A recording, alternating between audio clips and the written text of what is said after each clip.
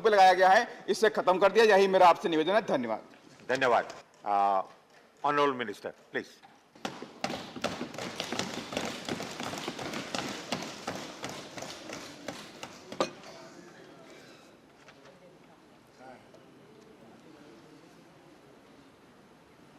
So thank you very much, sir. I thank all the members who have gone into great detail in speaking about the issue. In fact, I would like to start by saying I'm indeed happy to be able to stand up here and give the reply for this debate. And actually, but for the COVID which hit me, I would have been here the first day when the debate should have started.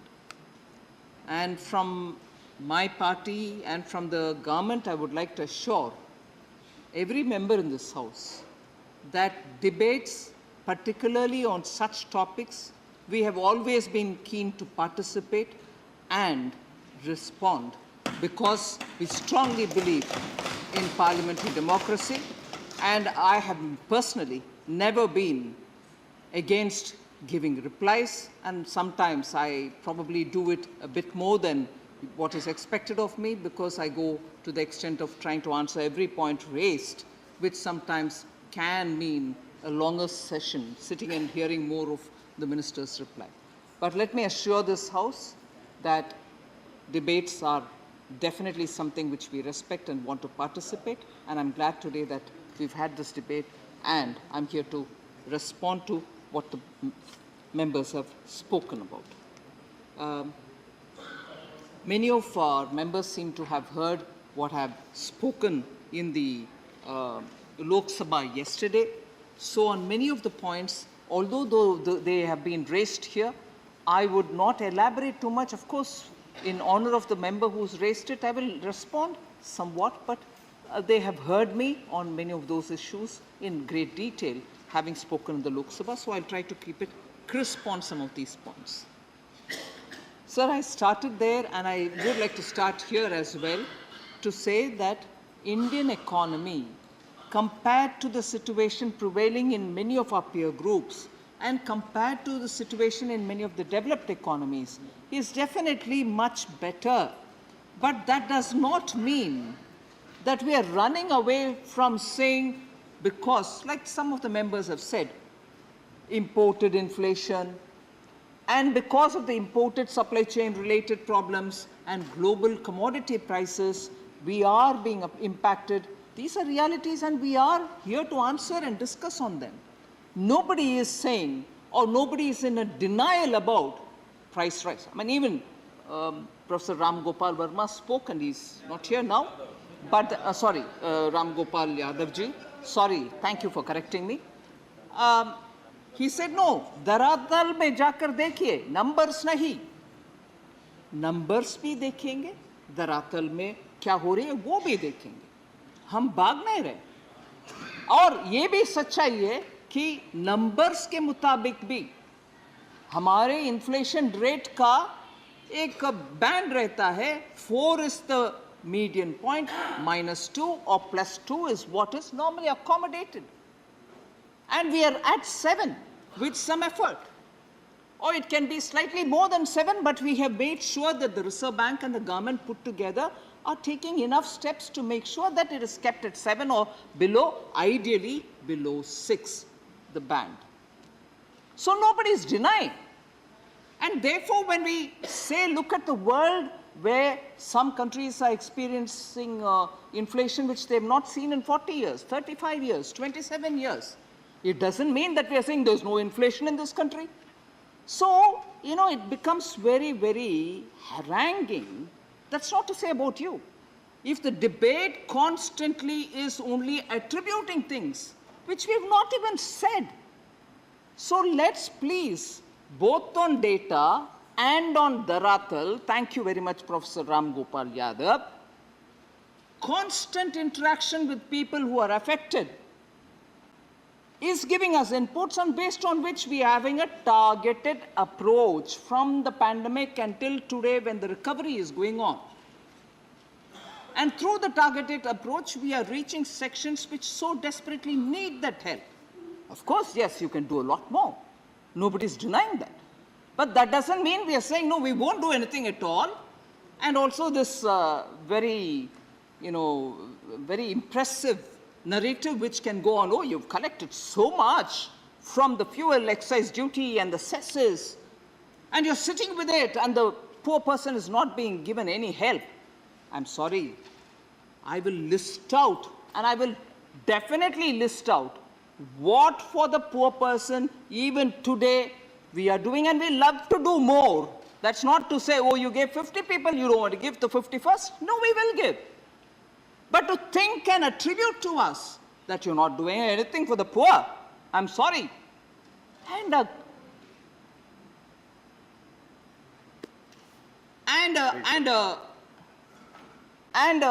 approach that, you have never done anything for the poor, you are always for Adanis and Ambanis. I'm sorry, I'm compelled to take the names here.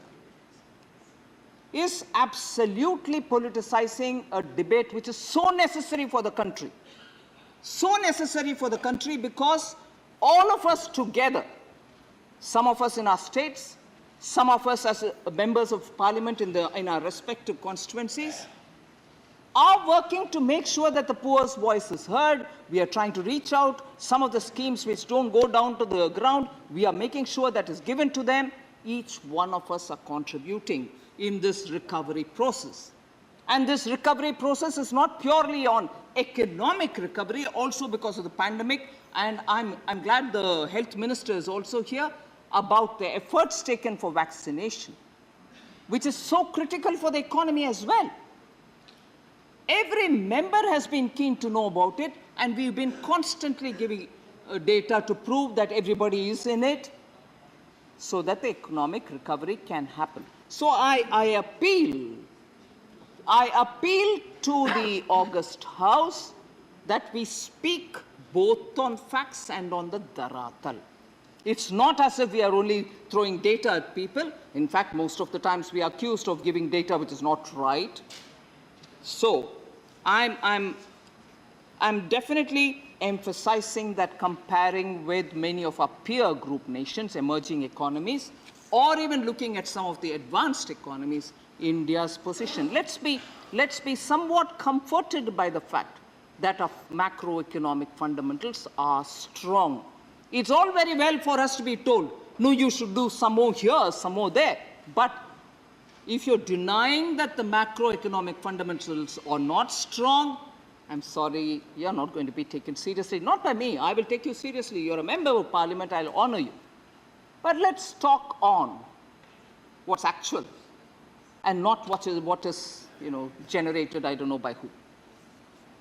So with that, I just want to highlight one of the points which is important, because we have a temptation to compare, and that's not wrong.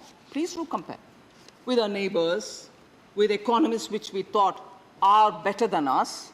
Probably they were, and you wanted to tell us that they are better and why are we not. All that is fine. But please don't forget that today, the very same economies which were quoted to us, saying they are doing much better, India is not, because their policies are a lot more friendly for industry. I'm sorry. I'm not reveling in countries which are suffering today. I honestly do want every one of our neighbors, some of whose name I'll take here, to be better off, to be able to perform well.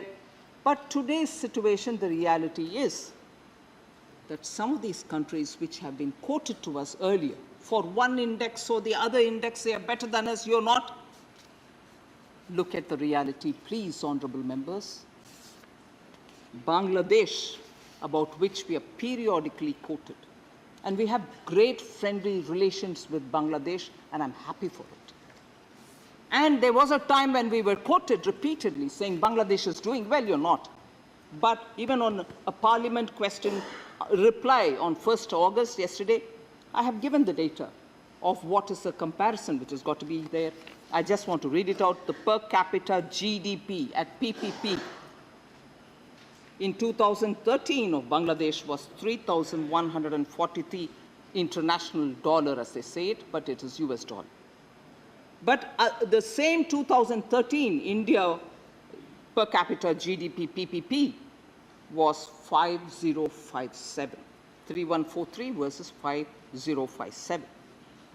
And in 2021, sir, when we are repeatedly reminded saying, you know, Bangladesh is doing it, even if they do well, very well.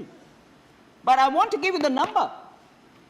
In 2021, Bangladesh per capita GDP at PPP is 6613, whereas ours is 7334. So please do quote, but quote with facts.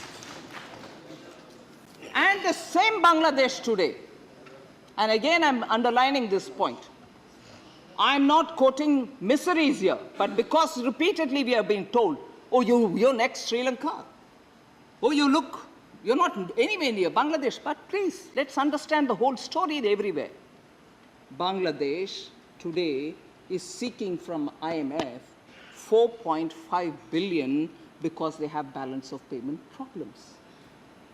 And when I say when our macroeconomic fundamentals are strong, please, let's recognize that our macroeconomic fundamentals are strong. Sri Lanka, of course, is asking for 3.5 billion to the IMF. Pakistan in total is asking in different stages for 7 billion from the IMF. There are times when we have also been told, oh, in India, the petrol price per liter is this, but look at our neighbor, Pakistan, look at our neighbor, Sri Lanka. That's the rate. They are far lower than you. Let's consider it in a holistic way rather than piecemeal saying, you are this, we are that, they are there. No.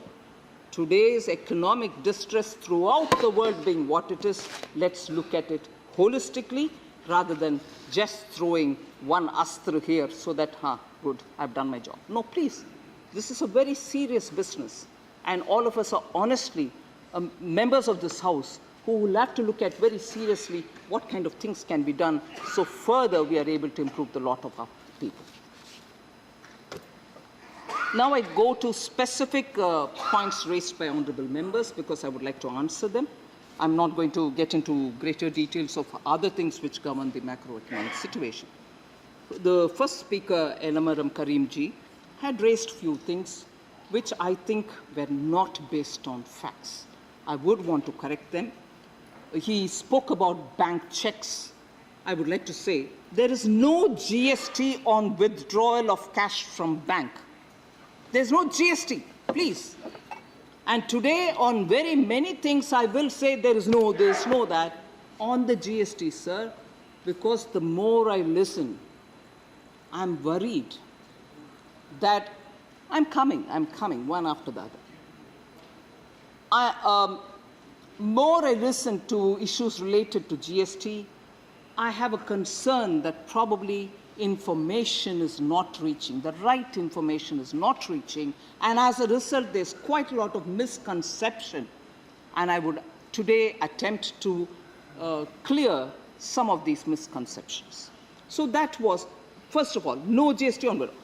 Specifically on the checkbooks, GST has been imposed on the bank checkbooks when banks buy it from the printers of the checkbooks, because banks will have to buy it in bulk. And from them, when they obtain it, because banks don't print their checkbooks, they buy it and from the printers, and the printers, after all, for the paper, after all, for the machine, after all, for many other things that they have, and the services that they are paying GST for those inputs with which they manufacture the checkbook and supply to the banks.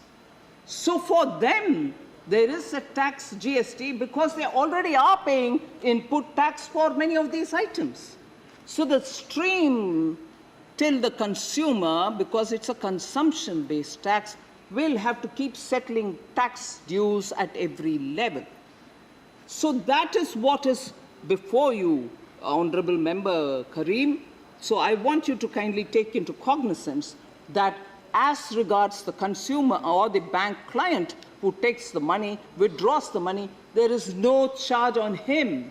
It is a bank which purchases from the printer for whom there is a GST. Otherwise, the bank will end up having to the printer will end up with, at a lesser cost he gives the banks, and the input tax credits will get accumulated.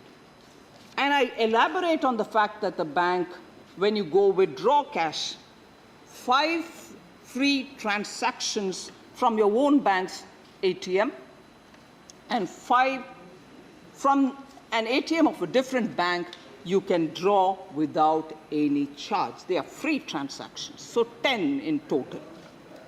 And in 3 banks, I think transactions are limited to 3 and not 5 because in 6 metro cities there are difficulties, and instead of 5 they give for 3. However, for small, no frills, basic saving bank deposit accounts, which are what the common small and middle class families use, they are still permitted to 5 free transactions even in metro cities. So 5 plus 5, 10 transactions in a month is totally free when you draw it from your ATM. So let's please not be led by misinformation. And then banks may provide more if they choose to, because RBI has not asked them to contain it at that. If you want, you can do more. So that is about bank and withdrawals. Again, an issue which I may periodically now and a bit later also elaborate about the pre-packaged item.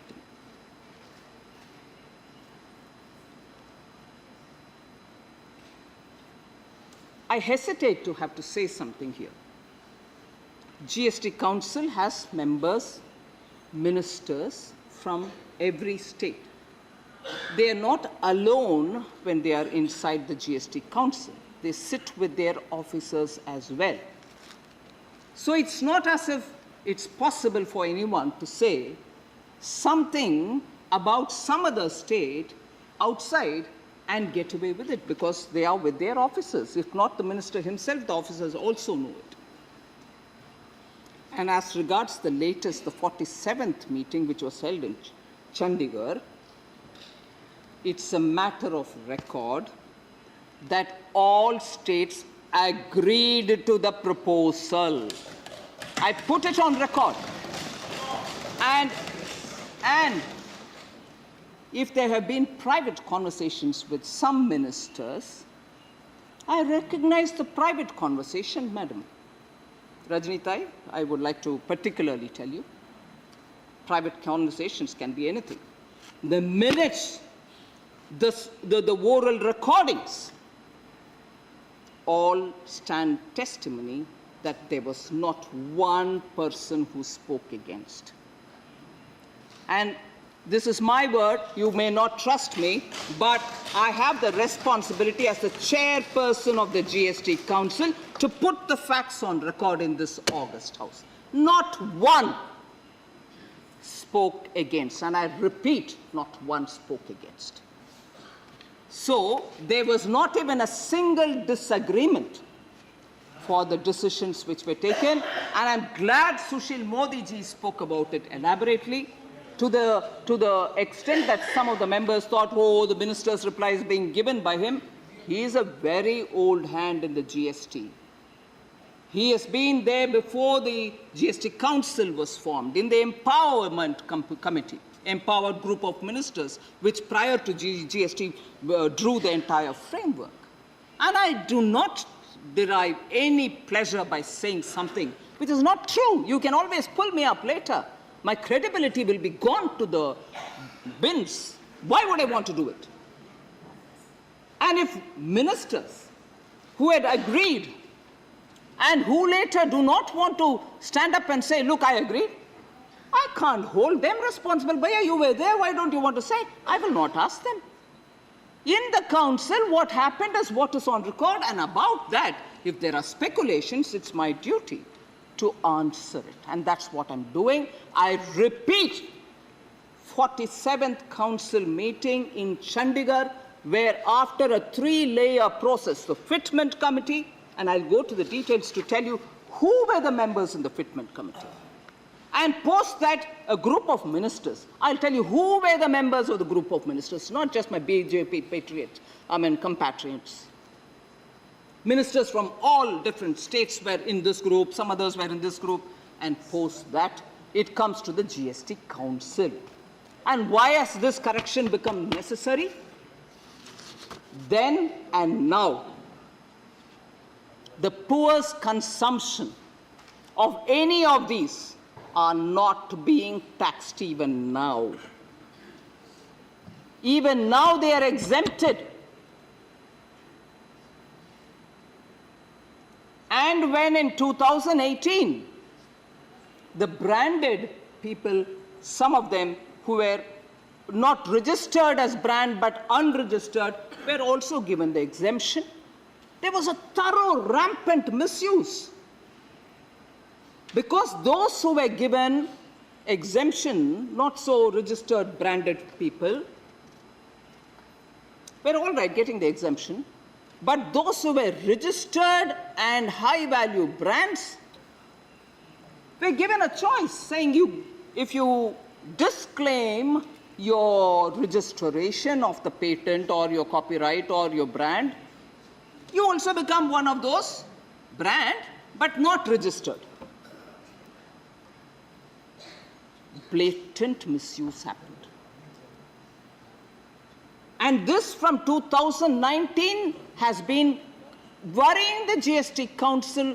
Every meeting this was discussed, and there were amounts also looked at as to what this misuse is leading to.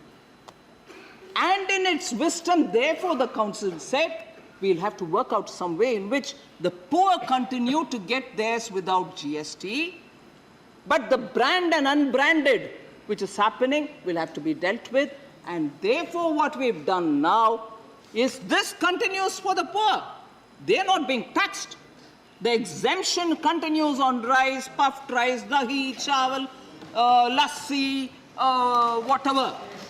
It continues. What's now, the exemption has been withdrawn, is on the pre-packed. Even now, when a trader who is dealing with small customers has to sell in loose, he has to buy his product from somewhere. So when he buys in bulk, gets it packed up there, and then brings it to his shop, he's not being taxed even now. He can get his 25 kg, 30 kg, come here to his shop and sell to the poor without GST. So the Council, and I take extreme, I think it's my duty, and I take extreme pride to say that the Council has applied its mind at various levels, at the Pittman Committee level, Group of Ministers level, and then the GST Council level, that the continuation of the exemption for the sake of the poor continues. And the misuse which was happening from the branded ones, particularly those which are registered brands, had to be corrected. That's what has happened.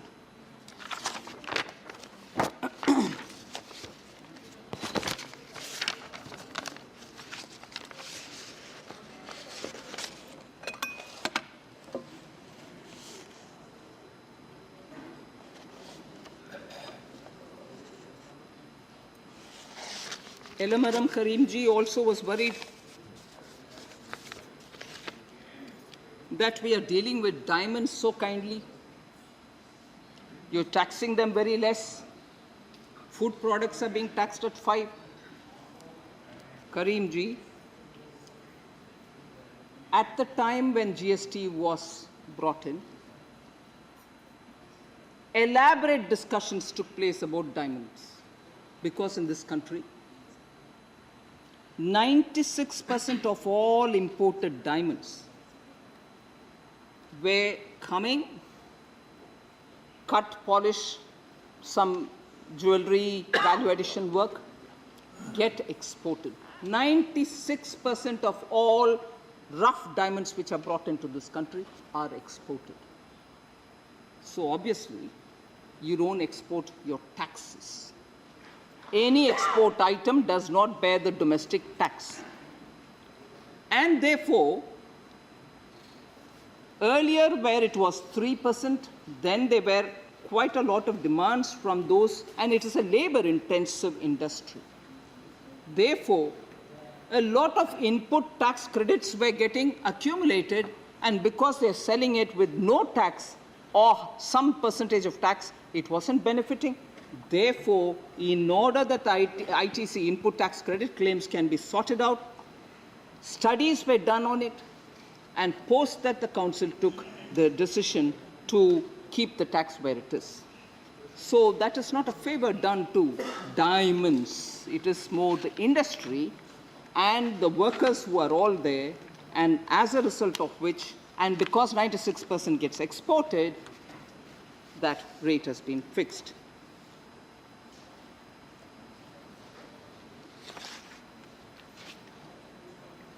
Honorable Member Karim also said, since independence, if I'm able to recall his words, since independence, there's never been a tax imposed on cereals and food products.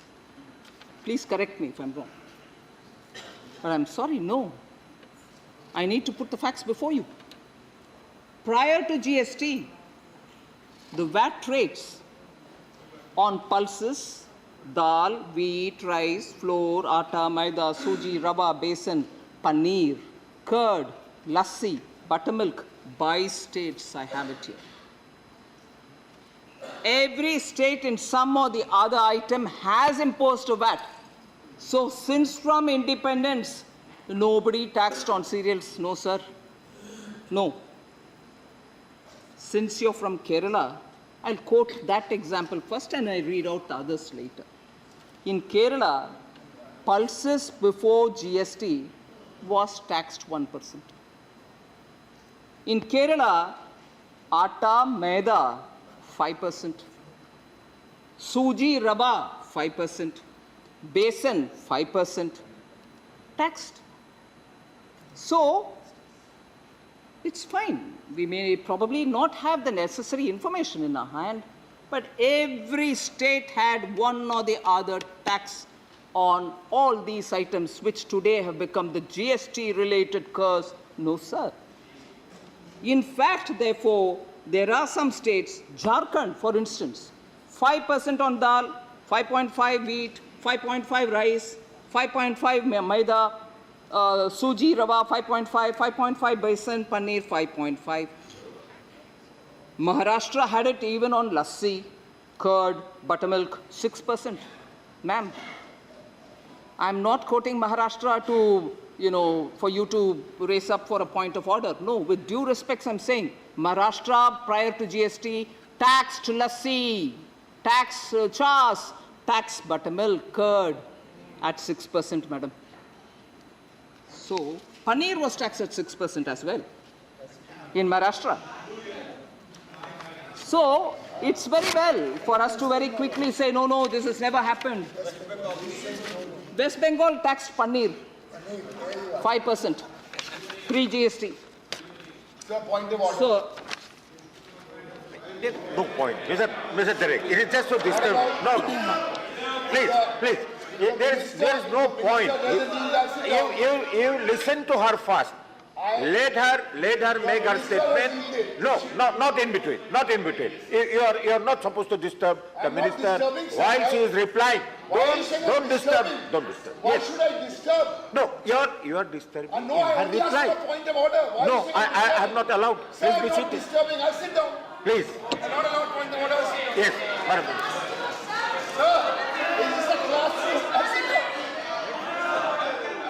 Once the minister's reply is over, Sir, we are not here. I've asked for a point of order. Because she mentioned West Bengal and Paneer, I asked for a point of order. If you think we are a classroom sitting here with students, on this we walk out. You don't want to give us a chance to even express ourselves. No, sir.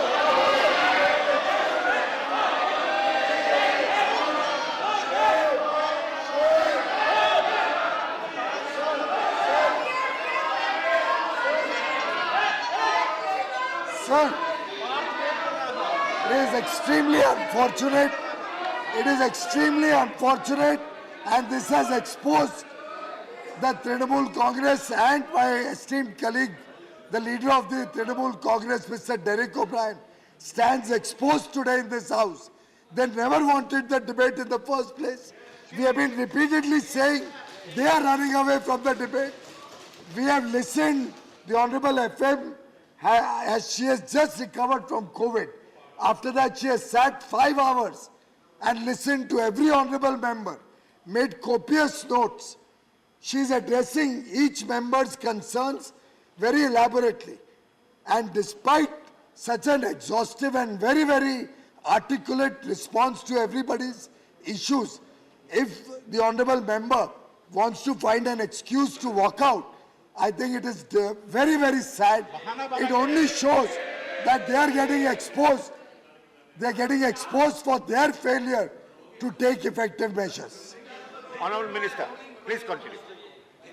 So I won't elaborate on each of the states, sir, but the matter of fact is some states or some other states, or in fact all states in some item or the other, pre-GST had a tax, had a VAT in every one of these items, which we today feel outraged. How did the GST Council do? The GST Council has not done anything. No new tax has been levied.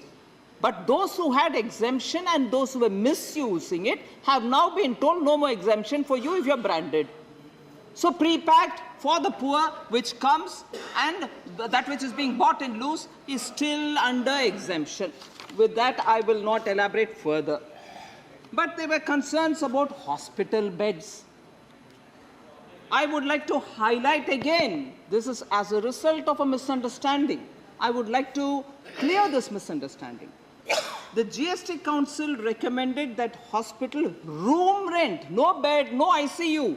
ICU is not being charged at all. It does not impact emergency services. It does not impact ICU. But if you are taking a room in a hospital, which is more than 5,000 rupees per day, it is only for that class, 5,000 and above, that 5% tax is being levied. 5,000 and lower, there is no tax if you're taking a room with treatment being offered for you. So, again, a misunderstanding which I'd like to be clear on. I want to tell, no, sorry, that is also not right. Again, with a lot of cynicism, the council is accused of having levied charges on crematoriums. You're going to, bury your dead, you're being charged? No. Please put in a minute more to read what actually the council has said. I'm extremely proud, sir, of the way in which the council functions. The ministers apply a lot of their mind. The fitment committee does its business. At every layer, the legal committee looks into the legality of everything. And post that the issues come to the council. And even there, they think about whether it's right time, should we do it later, what is the loss if we do it tomorrow, what is the loss if we hadn't done it at all. Everything is discussed. To suddenly make a picture of the GST Council as though it is sitting mindlessly and just goes about wanting to earn more. No, please. They are also people coming from the ground. After all, they belong to all our parties. They know what is the ground. They come back to say what they want. And there is no maniacal wanting to earn more revenue. It is more reasonably addressing issues, but addressing nevertheless. So crematorium, sir, Honorable Member Karim, there is no GST on crematorium, funeral, burial or mortuary services. कोई इसके ऊपर tax नहीं है, मगर क्योंकि वो सब exempt है, मगर कोई एक नया क्रिमेटोरियम बनाना चाहता है, उसके लिए इलेक्ट्रिकल वाटर इंसिनरेटर ले आ रहा, कुछ और बना रहा, वो सब के लिए वो टैक्स पे करके वो ले आता है इंस्टॉल करने के लिए. He buys these huge incinerators, also builds it with materials for which he pays tax. And when he comes here to build it, he's already paid the tax. How will he retrieve it unless he's got? So the construction of crematorium is what is being taxed. And it is not as though the services, you go to bury a dead, you're being taxed. No. Let's please understand how the economics of taxation works. Yes, it is important for being conscious that we don't hurt a poor consumer. But it doesn't mean that we break the taxation chain and disrupt the whole GST framework. And also even now we say, oh, no, GST is a failure. Not at all. I actually want to highlight this, and I shall do it, that after the introduction of GST, today I heard a lot of this, Grihani, Grihast. GST Council is also conscious of Grihanis. GST Council is also conscious of households. I will read out a list as to what the taxation on Grihanis was before the GST was introduced. Derek O'Brien is not here. He listed out 6 things and said, Minister is not here. Come, I wanted to come and reply. I'm ready to reply. He is not here. I will read it out, but. So, Honorable Member Karim, I want you to be sure that the crematorium matter be settled. It is not as though. Now, before I just want to be sure that the point on the GST decision-making process is understood, I want to tell honorable members as to who were in the fitment committee. The fitment committee consists of top commissioner level officers from Rajasthan, West Bengal,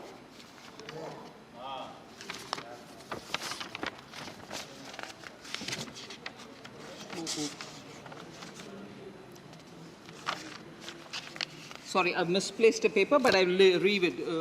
I'll get the details. Okay? That is at the fitment committee level. After that comes the group of ministers. Who are the group of ministers in this?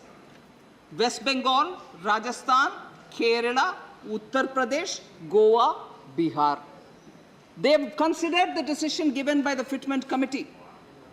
And after that, it went over again to the group of ministers which is looking at rationalization of rates, looking at the correction of inverted duty structure in the taxation, where you pay higher tax when you're buying the raw material, but pay lower tax when you're selling the product. For that also a group of ministers which is headed by the Chief Minister of Karnataka. And in that too, who are the ministers again? Punjab, Chhattisgarh, Rajasthan, Tamil Nadu, West Bengal, Andhra Pradesh, Telangana, and Kerala. All of them agreed. All of them agreed, sir, and agreed without any difference. So I want this to be laid as a matter of fact. There were concerns about portion, nutrition, and also about how reduction in malnutrition and issues like that. Between 1516 and 1921, child stunting has been reduced from 38.4 to 35.5 in percentages. Child wasting, 21 to 19.3%. Underweight children, 35.8 to 31.1. Malnutrition in women, that is between 18 and 49 years, 22.9 to 18.7. And I'm happy to say, Health Minister is here, former Health Minister is here. Institutional births in rural areas, which is very important for the maternal health, has increased. It was 75.1 in 15-16 percentage, 75.1 percentage. It's today at 86.7%. Also, the cost of medicines, cost of people not being able to purchase medicine. I want to say I'm very glad. I very closely follow Health Minister Dr. Mandavia's Jan Aushadhi Kendras. We every now and then talk about it. The price of Jan Aushadhi medicines. The price of Jan Aushadhi medicines is cheaper at least by 50%, and in some cases by 80% to 90% of the market price of branded medicine. The same branded medicine and what is available as a generic medicine here in Jan Aushadhi Kendra, 90%, 80%, and such differences. So I want that to be appreciated, that the Jan Aushadhi Kendra as a mission has succeeded in reaching medicines at affordable prices to the poor and the needy. And that is a big success. I credit the one former and current health ministers who are here. In the last 8 years, starting from the annual turnover of 8 crores in a year, 2014-15, highest monthly sales turnover of 100 crore has been achieved in this. And therefore, this is something which I want you to take into cognizance. I want Kerala to have a lot more Jan Aushadhi Kendra so that your people in Kerala can benefit by affordable medicines. More than 3.28 crore persons have been treated free of cost because there was this concern, cash has to be paid, they can't afford it.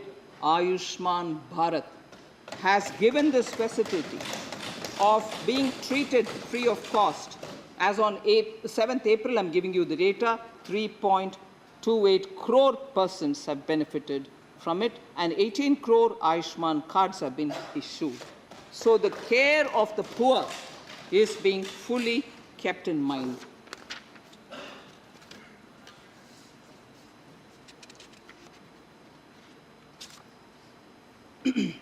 Honorable Member Shakti Singh Guhed, he's here, and very many other members spoke about how Ujjwala is really not making a difference. You spread it, but then we all gave up. But then today there is a problem. I just want to highlight that as of May 21st, when we announced the excise duty cut, we agreed and we announced that 200 per gas cylinder up to 12 cylinders will be given to over 9 crore beneficiaries of Pradhan Mantri Ujjwala Yojana. We've not forgotten them. But the cost of the gas, LPG, is not in our hands. If we are importing it, and if the prices are going up, obviously we'll have to make sure that the poor get it at a concessional rate. We are giving 200 per cylinder, and not for 1, 2, 12 cylinders are being given that subsidy. It must be noted that between 2014, actually in 2014, there were only 16.8 crore LPG connections. It is today in 2022, 30.5 crore people benefiting from Ujjwala.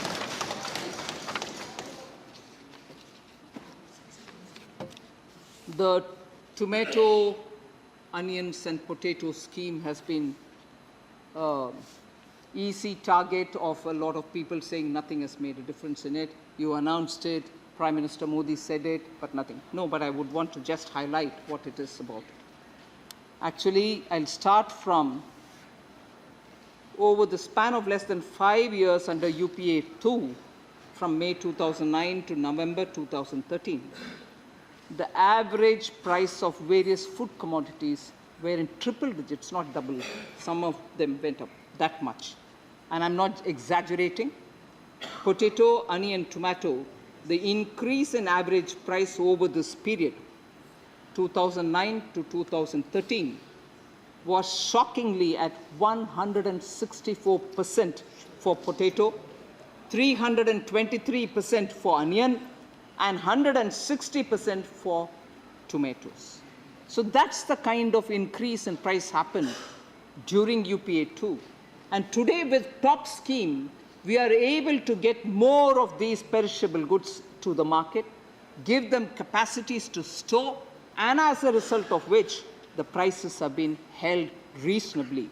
In fact, in November 2013, sir, the price of onion had touched 100 rupees a kg in certain centers. Some of them, sir, you're from Assam, you'll know in places like Aizawl, it was already 100 rupees or more at that time, and tomato was costing 80. I'm glad that Rajani Tai remembered my exchange about onions in the Lok Sabha, whether I eat or not thai, we work to make sure that it is affordably available for everybody.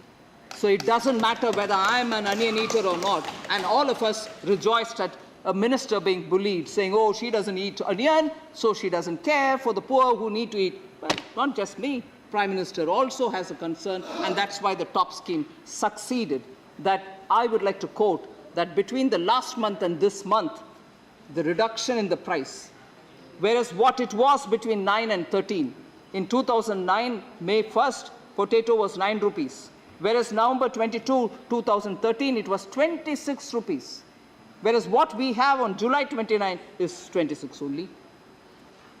We've contained the prices.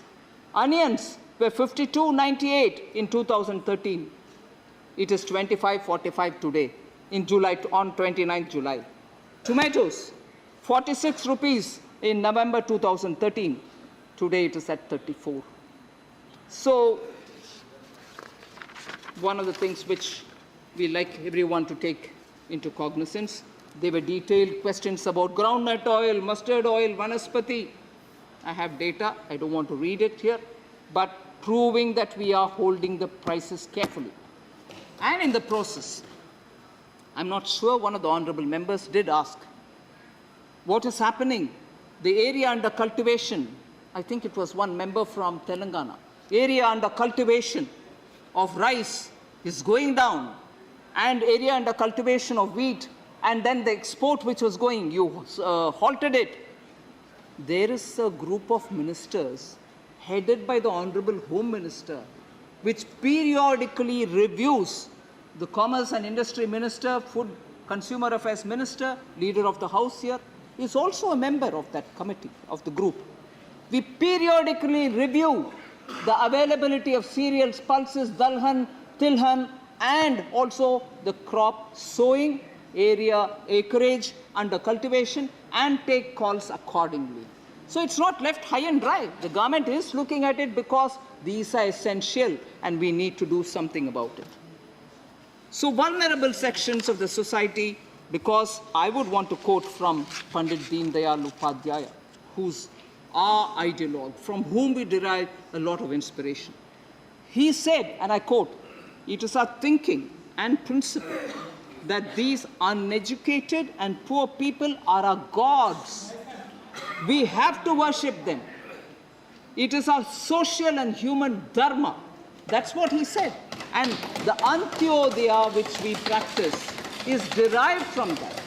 And as a result, you will find that, let me list out some of the specific action. Poor. Huh? Sorry? The poor.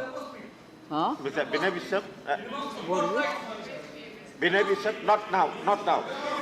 I'll give you the data of what we're doing with farmers, sir. PM Ujjwala, I've already said, sir, 2014, 16.8 crores. Today it is 30.5 crores. Since we had Honorable Member Binay Vishwam talking about farmers, in 2014, there was no Pradhan Mantri Kisan Samman Nidhi Yojana, but in 2022, we've already deposited 12.5 crores of plus number of farmers, 6,000 a year for each one of them. 12.5 crore plus farmers have received 6,000 each into their account per year. So we are looking at farmers and taking care of them. Jal Jeevan Mission, sir.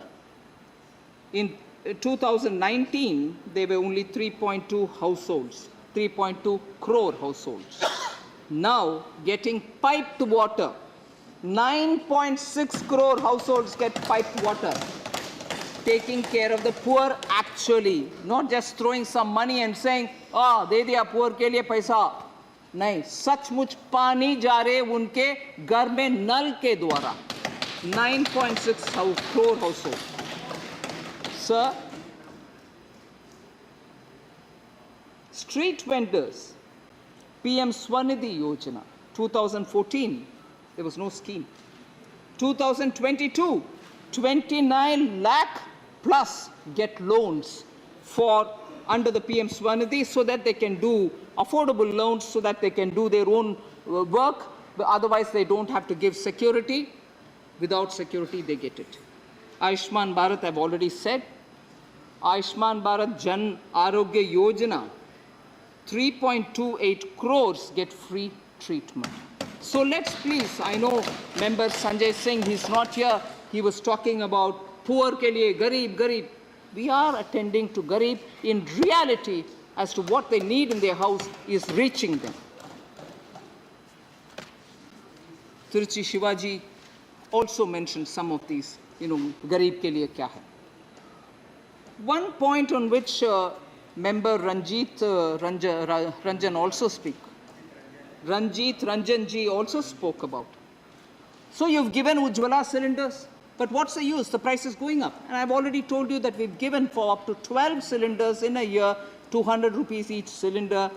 But there is an important data I would like to highlight here. Lpg coverage, sir, is defined as ratio of the active consumers to the total households which are getting covered. That has increased from 61.9% in 2016 to 102.2% in November of 2021. That's not possible unless people are having their refills made periodically. So it's not true that people are not coming for refills. Yes, the price has gone up. It is not in our hands, but still we are giving 200 rupees per cylinder for people so that they don't, that may not be sufficient. You can ask me to give them totally free the cylinder. They may deserve it, but I'll also have to consider how many people I can afford to give and so on. So, You are covered already. Amount has been reduced yesterday in the house. Amount is reduced to now only 242 crore is the subsidy amount.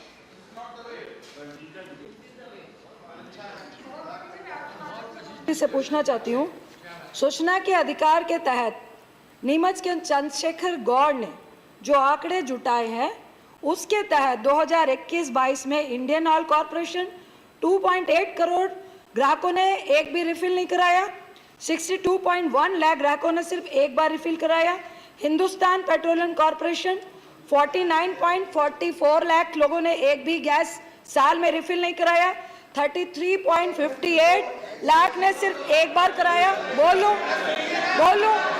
Bharat petroleum corporation 2021-22 30.10 lakh ग्राहकों ने एक बार refill कराया, 24.60 लाख ने एक भी नहीं कराया। Sir क्या बात है सर? 3.59 करोड़ साल भर में मात्र एक सिलेंडर भराया और 1.20 करोड़ ने सिर्फ एक भराया। इसके अकॉर्डिंग उज्ज्वला योजना के लाभार्थियों की संख्या में शामिल पिछले एक साल में 4.49 करोड़ ग्राहकों ने एक बार भी सिलेंडर नहीं भराया और 2.2 करोड़ ने सिर्फ एक बार। It mean total. एक मिनट मैं जरूर आंसर दूंगी रंजीत रंजन जी। ऑनरेबल मेंबर रंजीत रंजन जी को चेयरमैन साहब आपके द्वारा आंसर देना चाहती हूं। सरकार बजट के द्वारा जब ये प्रोविजन करके घोषणा भी करती है और ये सब रेट पब्लिक में अवेलेबल है, ऑनरेबल मेंबर ऑफ पार्लियामेंट उनके अपने क्षेत्र में जा करके गरीब के लिए ये सब्सिडी दिलवाए। उनके अपने कर्तव्य है जो सरकार के द्वारा। No, I'm sorry. You cannot ask me to give an answer you want. I will give an answer having heard you. It cannot be. ये क्या है sir? Continuous. Please back down. Sir.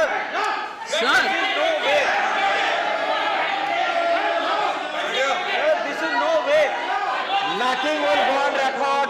Which are saying without my permission. So I'm not yielding now, sir. Nothing will go wrong. I'm not yielding now, sir. I sat down. आप सुन लीजिए जरा please, हाथ जोड़ करके मैं बोल रही हूँ, सुन लीजिए प्लीज। सुन लीजिए, बैठिए। I'm not claiming it.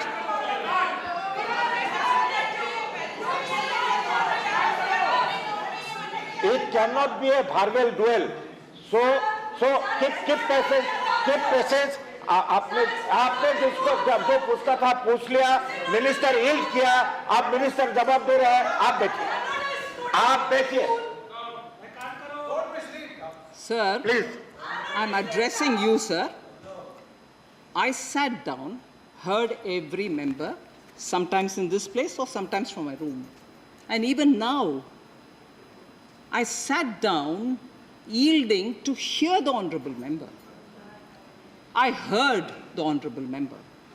And after which, I'm willing to give an answer. Maybe not the answer she would like, but I'm giving an answer. But not the answer that she wants, maybe, but that doesn't mean that this is not the way to give it. That's the answer I can give. You like it or you don't like it. With your permission, I've sat down, I've heard, and I'm also. And what is this? Constantly, the minister will have to be listening. I am listening. But when I stand up to answer, there is interruption, there's running commentary, there is dictation. No, not that way. Sorry, sir. I'm willing to hear. I'm willing to sit and hear interruptions. I yield. And after that, I certainly give a reply. And I would think you would give me that, duty that I'm performing a chance. Yes, definitely. Please. No. Sir, there's also been a lot of question about, the center is collecting a lot of cess. Center is collecting a lot of cess. Before I go to that, sir, Honorable Member Derek O'Brien is not here, but he did raise something very interesting, saying families, when they think of the morning, the kind of things that they do, they buy toothpaste at this rate. When they go out, they have to get a cylinder and come. I just want to draw his attention, sir, to domestic, that grihani, grihastha, unka dhyan mein rakhte hue. Pre-GST rate. Huh? Of course, sir. Madam, I fully know. I'm purposely using it. I'm also a grihini and I use the word grihini and I'm using the grihini because I've been told repeatedly, grihini ke daan rakho, main grihini hoon. So I hope you will not have an objection, sir. ये आपने बोला, अब सुनने का समर्थ रखिए. Please. That's my style of speaking, madam. I may not speak like Rajani sweetly, but also keep saying things which have been already answered. My nature is different. I'm sorry, all of us are made of different stuff. You may have to put up with it. We are made of different stuff. Sir, Derek had raised this issue about how families have a worry. I just want to say GST has not increased the burden on families.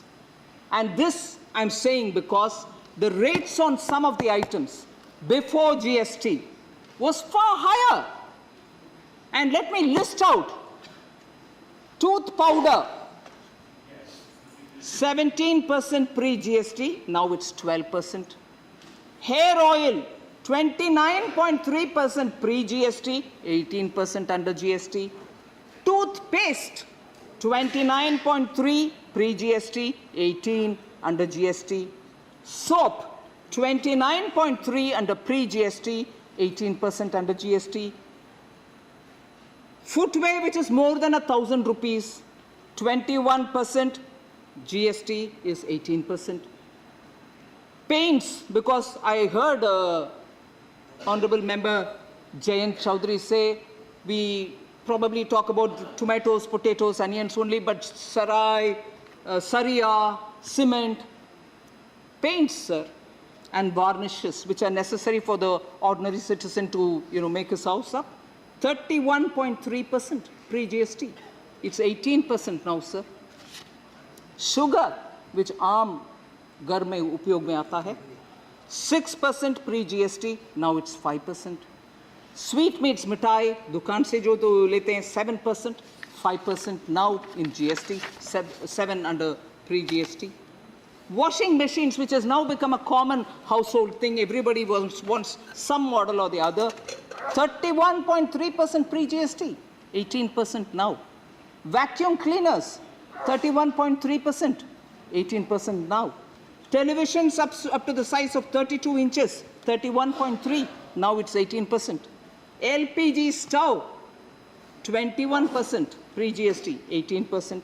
LED lamps, which Piyush as minister propagated that people should have LED lamps in their houses, 15% under pre-GST, GST is 12. Kerosene pressure lantern, which for emergency we use in poor households, which till today didn't receive electricity, 8% before, 5% now. So, Derek O'Brien, families which want to buy things today are buying it at far lesser rate under the GST. Also, he's not here. I do not want to spend much time on it, but he also very simplistically, I'm not criticizing him, simplistically said US inflation is 9%, India's inflation is 7%. So actually speaking, Indian currency should be appreciating in value. Sir, the currency of a country does not get determined just by these one inflation there versus inflation here. There are so many other factors which go into the fixation of the value of a currency. He obviously talked about a few other things. I'm not getting into it. He said, but Raghuram Rajan, you quoted in Lok Sabha, but he's also said something more. Many other members also said. I've taken everything that Raghuram Rajan, former governor, as an economist said. Suppose he's given a political opinion. No, I've not referred to it. Let me be clear on that. So, cess, sir, one quick word. A lot of concern has been expressed by a lot of members. What the center collects as cess and what it spends. I have said as a part of the questionnaire as to how we spend money collected under cess. Till now, for instance, between 2013-14, 14-15, 15-16, till 22-23 BE, 3.77 lakh crores of cess has been collected. 3.77 lakh crores. What actually has been utilized is 3.93 lakh crore. Utilized, meaning states have received it, they've started using it, they've spent it. 3.93. So nearly 20 lakh has been given, lakh crore has been given as extra. 3.77, 3.93. State receive the cess as and when. Center doesn't collect and sit with it, it goes to the states promptly, and sometimes much more than what has been collected goes to the states. This is something which I would like to say. With the collected cess, what do we do? Not my data, RBI's data shows very clearly the total developmental expenditure incurred by Modi government in 2014-22, between 14 and 22, was 90.9 lakh crores, far higher than what is being spoken about. In contrast, only 49.2 lakh crores were spent on this, meaning developmental expenditure, between 2004 and 14. So 10 years, 49.2 lakh, whereas between 14 and 22, 19.8 years, 90.9 lakhs is what we have spent on development. So cess collected goes to the state, development expenditure happens, that's the total we have spent. Expenditure incurred again by RBI, by Modi government on food, fuel and fertilizer subsidies. Honorable Member Sushil Modi spoke about how global fertilizer prices have costed us huge amounts in importing, but we have not passed that burden on to the farmer, and this is where the money is being spent. What is the amount? 24.85 lakh crores have been spent on food, fuel and fertilizer subsidies, and 26.3 lakh crores has been spent on capital creation, whereas 10 years of UPA saw only 13.9 lakh crore spent on subsidies of this nature. So cess collected, cess utilized. has GST reduced the flow of resources to the states? I'll very quickly give a data which runs between 2015-16, before the introduction of GST, to today.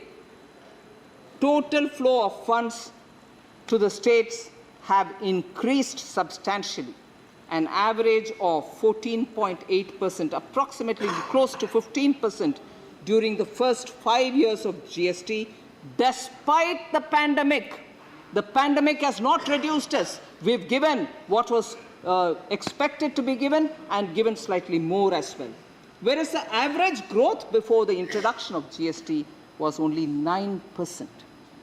So 9% before GST, and after that the states have received 14.8% average resource growth in the states. So no way cesses are growing, devolution is happening, GST revenues are reaching. So states, please, are receiving, and the misconception that cess is not being utilized by us for the state's benefit is not right.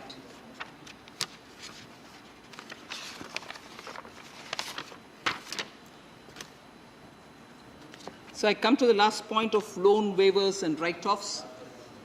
Member Sanjay Singh had raised it. The confusion about write-offs are not waivers. Waivers are different, write-offs are different. This has been explained several times. But again, it's politically convenient, I suppose, to say, oh, you have written off, which means it's all waived off. They are not waived off. The bank's balance sheet gets cleaned up, but the bank's duty, it remains. And I can say that in the parliament, I have answered questions about how much of Malaya's assets, Kingfisher Malaya's assets, have been brought back to the bank. How much of Nirav Modi's assets have been confiscated by the ED and given to the banks. So banks' dues are getting repaid.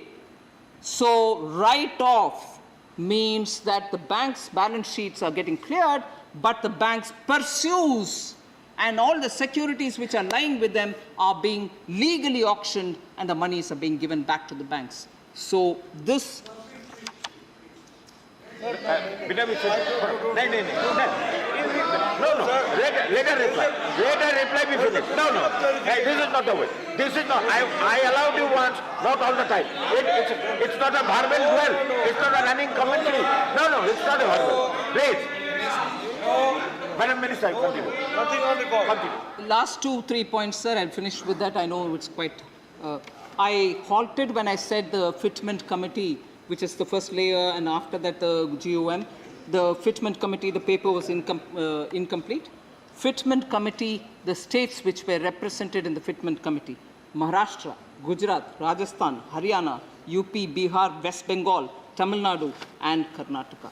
So all of them were in the fitment committee. From there, the GOM, in which I read out the states which were represented. After that, the GOM, which is headed by the Chief Minister of Karnataka. After that, the GST Council.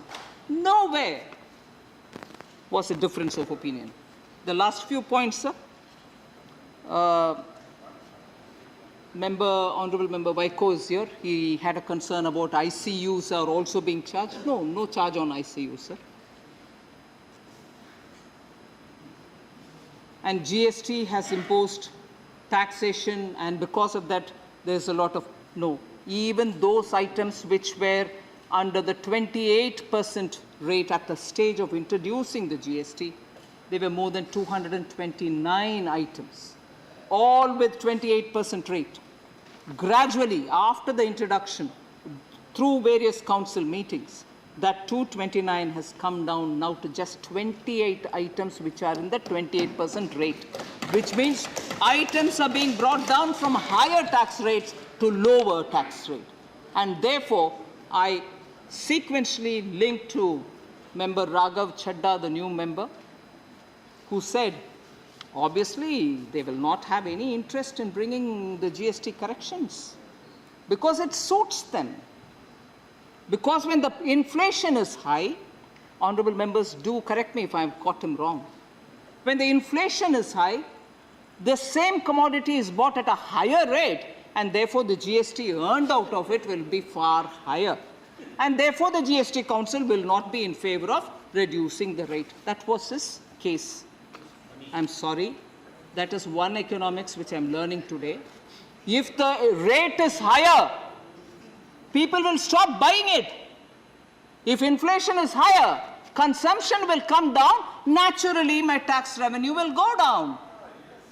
Raghav Chadda ji, please, I want you to, okay?